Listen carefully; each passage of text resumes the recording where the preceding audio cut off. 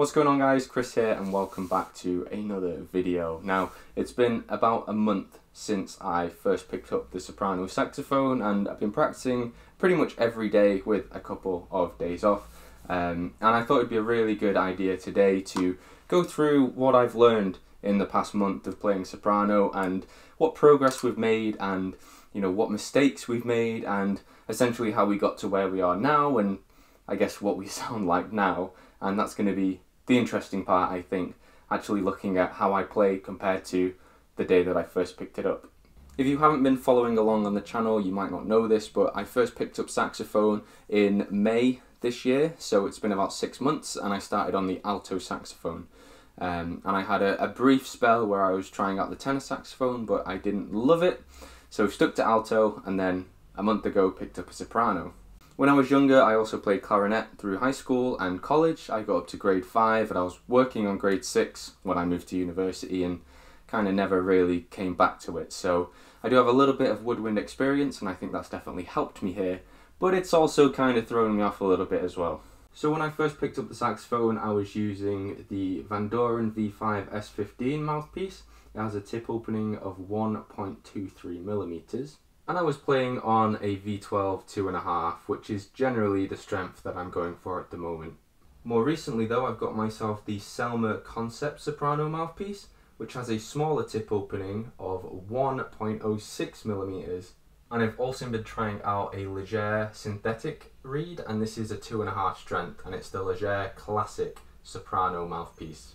So a couple of things have changed since I started playing soprano, and I think it is important to kind of take note of them because to an extent the mouthpiece does really make a difference to the way that you sound, and I think in my case it's definitely made me sound a bit better, and I think a combination of that plus me actually improving in the way that I play has managed to transform the way that I sound. So enough talking about what I've done, let's actually look at what I've done and listen to what I've done, and we can kind of go from there, I suppose. So one thing that I really struggled with initially was getting the low notes out, and the main cause of this and the main mistake I was making is that I was squeezing the reed and the mouthpiece with my lips and also with my jaw. I was biting down on the mouthpiece. So I'm going to demonstrate what that is.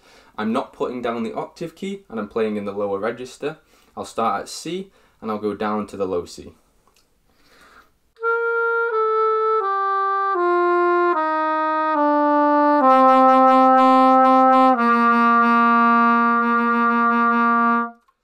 So that sounded absolutely terrible. I mean, it was fine until we got to like the G, F, E. We hit the D and it started warbling, and that's because my mouth is not relaxed enough and my embouchure is way too tight, and I really need to relax in order to get those sounds out. So I'll do it again, but I'll be much more relaxed and we'll see how it sounds this time.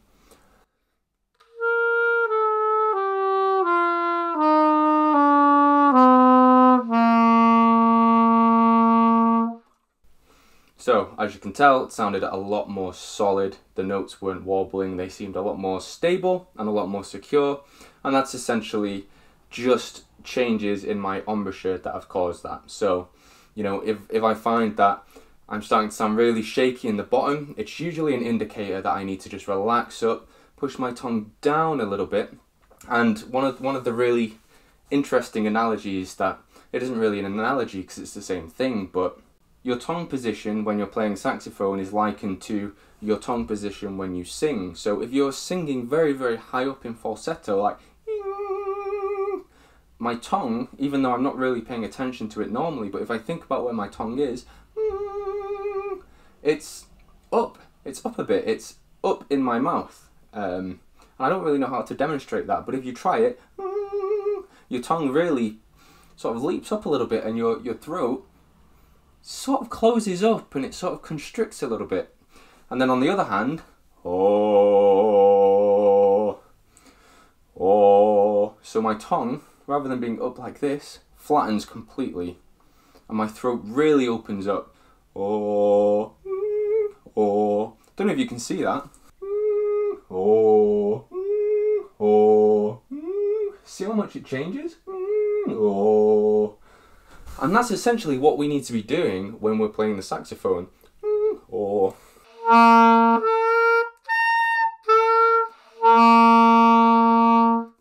And it's quite difficult to do because singing is a lot easier, it's a lot more natural. Oh, oh, oh, oh. If I try to replicate that with this in my mouth, it's sort of a different kind of muscle because I can't just, oh, I've got to, ooh. So it's definitely something to pay attention to. I've not been stressing out over it too much because I think it will naturally come to me, but I have noticed if I'm playing scales, I really do feel myself slacken on the way down. I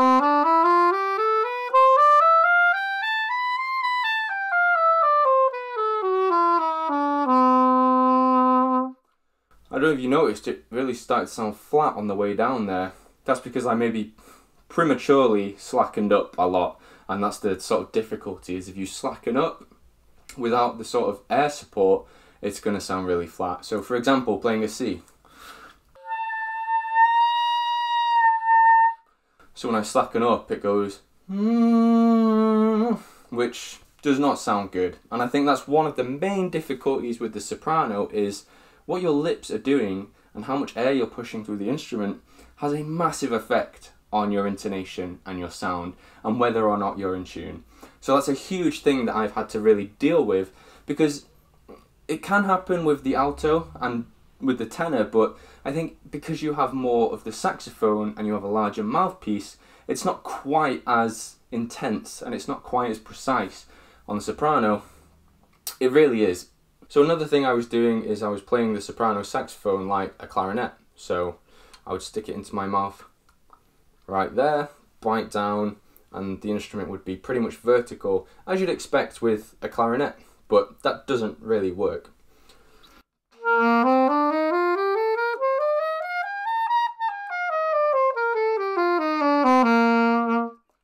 It works, but it sounds very raspy, very tinny, and if I just...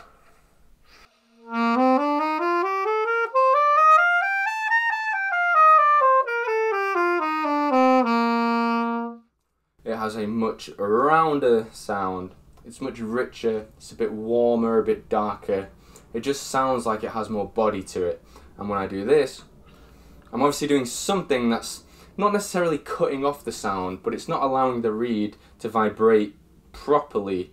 Whereas with a clarinet, I feel like it's not quite as much of an effect. I think it sort of suits the shape of the clarinet mouthpiece to have it sort of here, whereas on the saxophone, if you compare it to an alto and a tenor, you really need to sort of have it going in 45 degrees or more, I would say. And I find a lot of the time now when I'm playing soprano, I sort of almost have it between 45 and 90 degrees, I would say. It's a very different way of playing, and you know, it can be a little bit annoying and painful because I'm sort of holding up the instrument for longer, but the sound that comes out is so much nicer, and I think it makes a big difference. So one thing I did want to do is sort of compare something that I played in the first video to something today and play the same thing and sort of see the difference now. And granted, I was using my phone to record during the first video, the audio quality is going to be quite different, but hopefully we can tell differences in the way that I'm playing and the way that it sounds that isn't influenced by the tech that I'm using. So let's take a look at what I sounded like on day number 1.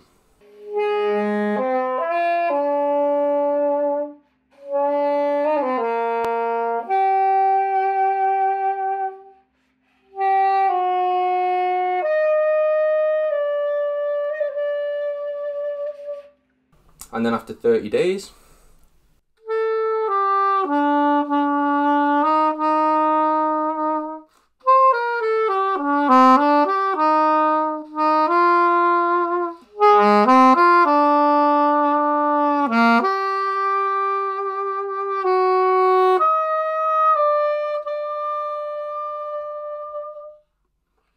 so still struggling with the low B flat, which I think is to be expected. I still very much consider myself a beginner, and I think if I was to say, oh, I'm still terrible because I can't get the low B flat out, then I would just not get anywhere and I might as well give up now.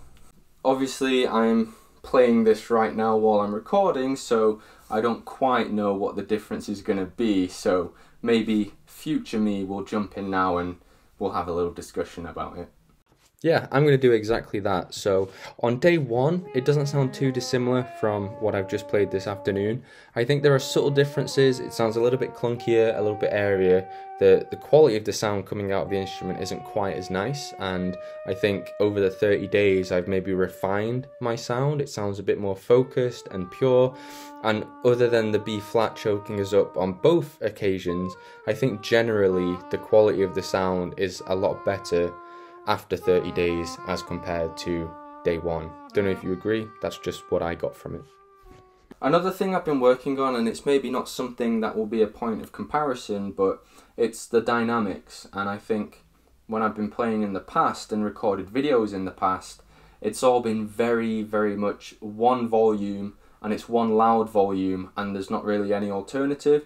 So I've been working really hard to play a little bit quieter. I feel like I can play loud very easily because I just push as much air as I can through the saxophone, but it takes an incredible amount of control to be able to blow a note that's in tune and that sounds solid, but to do it quietly. So, you know, one thing I like to do is just sort of blow long notes that, well, we'll try it and we'll see if you can tell. So I'm going to blow a G.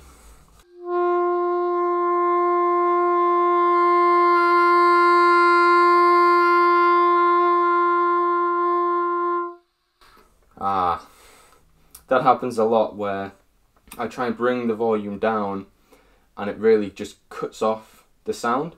So what I think is happening is I start off quiet, and another thing, I tongue the reed, and then it's a half a second before the sound actually comes out.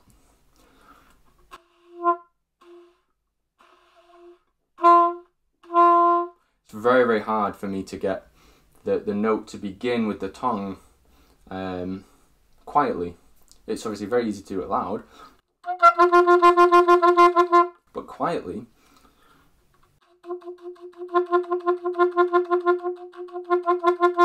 But that's something I'm working on. That's gonna, you know, for the 2-month video or the 6-month or whatever, we'll deal with that at a different time. But what I was saying is, so when I start out quiet, my embouchure it's still quite relaxed, but it's tight. You know, it's tight. It's holding the mouthpiece in place.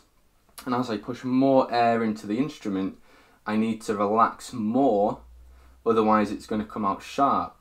So I feel myself and my lips naturally slackening up, and the note comes out and it's loud and it stays in tune, and that's great. But then I start to bring it back in and I need to tighten up again, and I sort of overcompensate and I just cut off the reed. I just stop the vibration because I sort of panic and I don't want it to go really flat. And I guess I'm just squeezing a bit too much, and if I don't squeeze enough, it becomes very, very flat. So it's really a very fine balance, and I think playing quietly is quite a hard skill to do, and I don't know, I feel like I just really need to work on the airflow and what my embouchure is doing, and I think that's going to take some time, and 30 days I don't think is nearly enough time to nail that, so that's why it's not been nailed yet. I really like improvising, and I've been working on some improvisations, and if you've seen any of my YouTube shorts, you'll have seen these, but you know, I like to just sort of noodle around a backing track and just see what happens, really.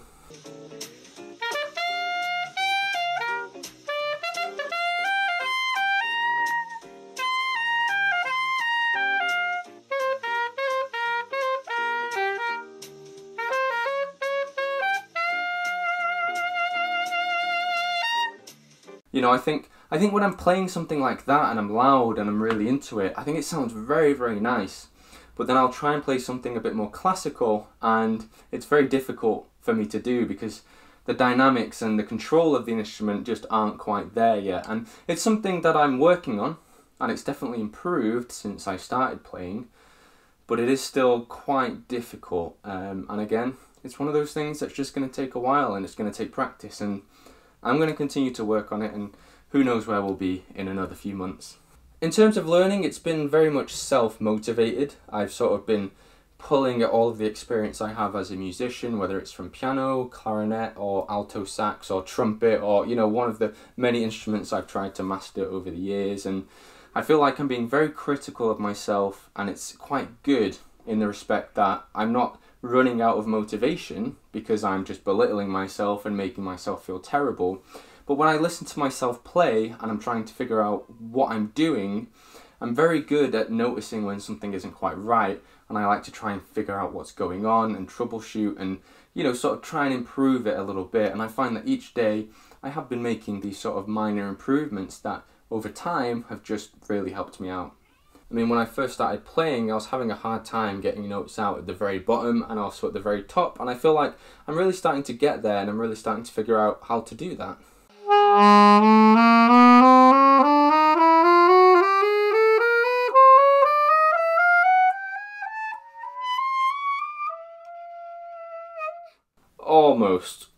Almost. The reed I'm playing on is quite soft. It's the Legère 2.5. I think I maybe need to go up to a 2.75 or a 3. But anytime I go above the D, it's very difficult. And it makes the lower register a little bit easier. But yeah, getting above the D,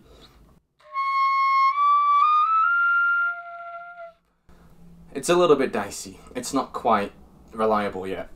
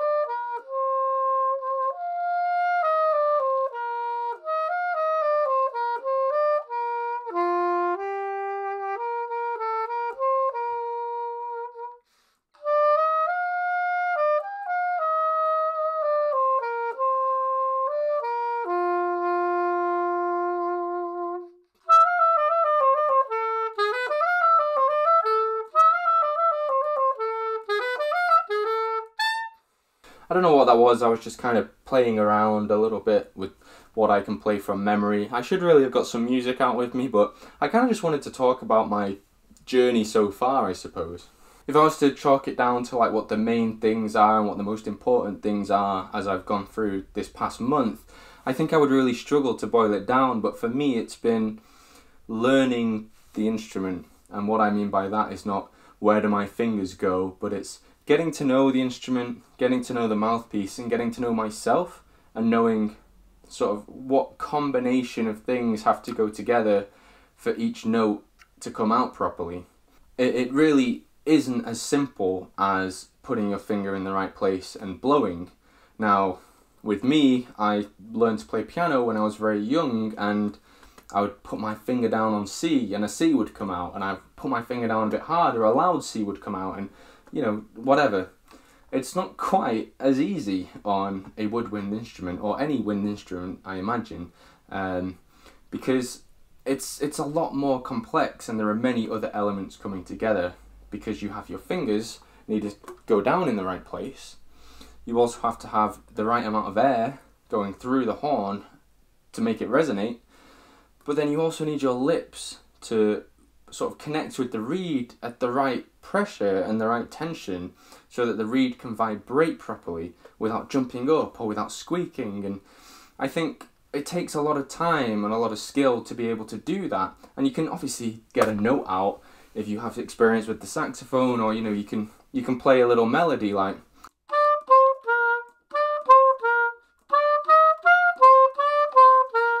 don't know what that was, but you know, you can obviously play it, but it's not necessarily going to sound amazing. Essentially what I've been doing is getting to know soprano saxophone and learning about it. You know, it's almost like taking it out on a date and, you know, figuring out what it likes and what it doesn't like. And then, I don't know where I'm going with this analogy, but there's definitely something in that.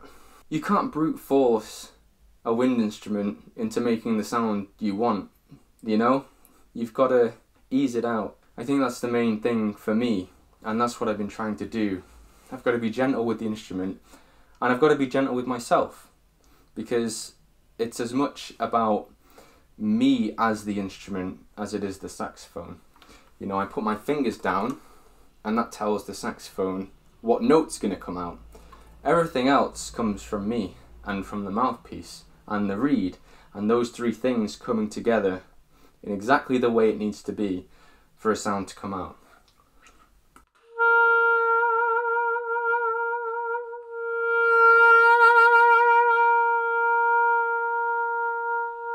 There are many, many things going on, and I'm having an absolute blast. I know I'm not perfect. I know I've got a very long way to go, but that's the fun of it, isn't it? You know, after 1 month, I feel like I'm creating music. I feel like I'm learning, I'm improving, I'm getting somewhere.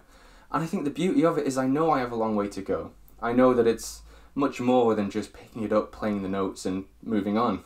It's a companion. It's great. And I don't know what else to say, so I'm going to leave it there and say thank you so much for watching if you've made it this far, and thanks for following along with the journey, thanks for following the channel. If you've enjoyed, obviously give us a like, leave a comment, let me know what you think down below, and then of course if you do want to see more, subscribe and you'll be notified whenever we upload. Thanks so much guys, have an awesome day, see you next time.